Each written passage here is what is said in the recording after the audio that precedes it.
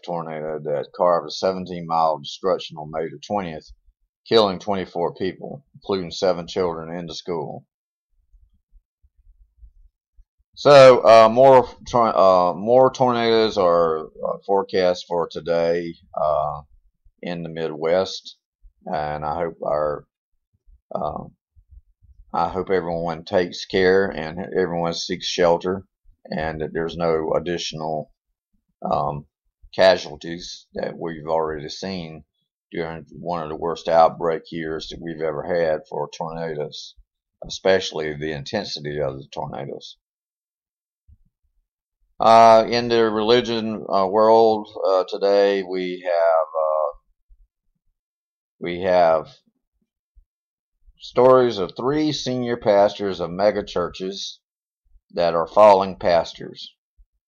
Believe it or not, it just happened in Orlando, Florida. Isaac Hunter, lead pastor of Summit Church, resigned December after admitting to an affair with a staff member. Sam Henn, pastor of the Gathering Place Worship Service, stepped down in January after admitting to a relationship with a member of the congregation. Then just a few weeks ago, David Lovelace resigned from the Discovery Church after admitting to having an affair. 3 megachurch pastors, all in a single city, all resigned within a 6-month period for extramarital affairs. What is the inevitable question? Why do so many senior leaders give in to sexual temptation? Because it's just one of these. It's not just these 3, but there's many more like them in cities and around the country and the world. And here's the first thing that comes to the fellow pastor's mind is emotional depletion. Many pastors are running on empty emotional tanks. But there's no excuse. I mean, they should recuse themselves and resign before they even get involved if they feel like they no longer can serve their congregations well and they cannot be exemplary in their behavior. They have to set an example for the congregation, and they have to be, of a reputation that cannot be compromised. And Satan is there waiting to bring these people down at any moment because he can't stand what they're doing, and he can't stand anyone that's taking a stand against the moral decay in this world and in this society. And as is what's happening to this country, and this whole world is just going to pot because of this. And that comes down to integrity. And the other day we were examining, what trust was, and now the word integrity, is one of the things. Is can these people be relied on to be the same thing every day, every time you see them, or are they going to be up and down and side to side, and are they going to really be any different than the culture in which they are fighting? This is predicted in the King James Version as a part of the end times prophecy. This is how it ties into prophecy: is that there will be a falling away of the church, and of course, you get the falling away from the falling away of the leaders. If the shepherd is smitten, the flock is scattered. So these people who are being shepherds of their congregations have failed not just one person, not just themselves, not just their families, but many, many, many, many, many people are impacted by this, and they say, "Oh, well, the church is no different than the contemporary society in which it resides." So instead of affecting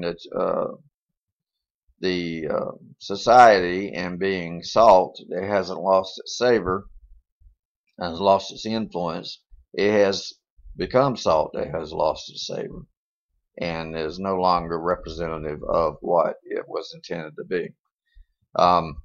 However, there are plenty of good churches out there, and plenty of dedicated workers, and plenty of people that are out there seeking to make a better world for us. And we should all uphold those people and help those people as much as possible so that they will not fall into the hands of reproach, and so that their reputations will not be tarnished.